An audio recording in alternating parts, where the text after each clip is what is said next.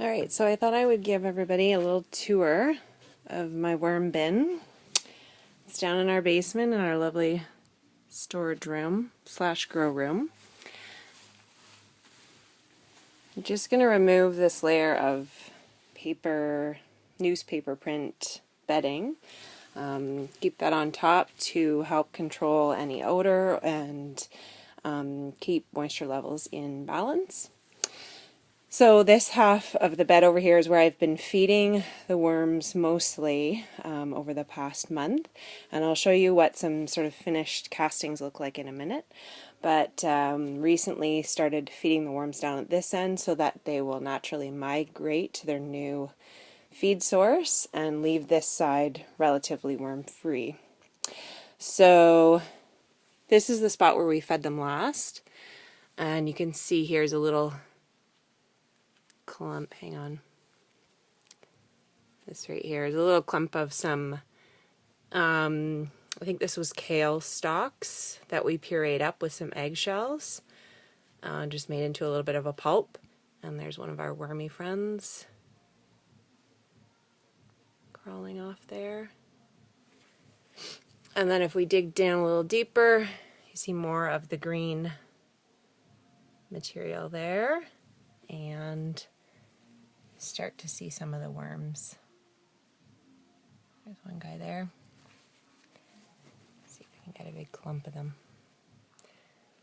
There's a nice big clump of worms there.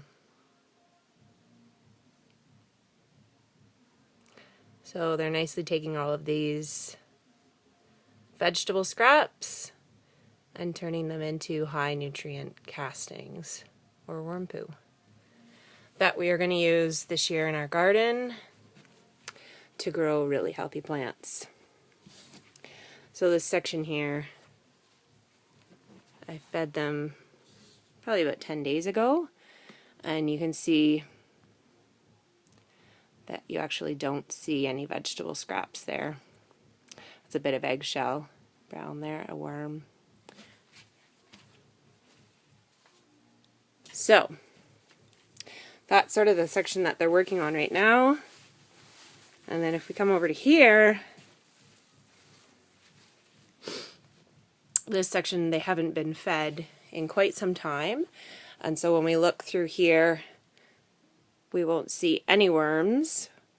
And instead you just see this really sort of rich, dark material. That is what's left over when they finish eating all the veggie scraps. So I have a nice container of it ready to go over here. Gonna mix it up with some peat moss. See that container there?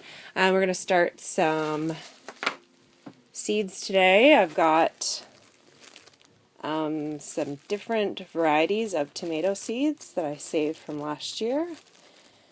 And with these grow lights over here, which I will clean off, then we'll be able to grow some nice, big, healthy plants ready to go into the garden in May.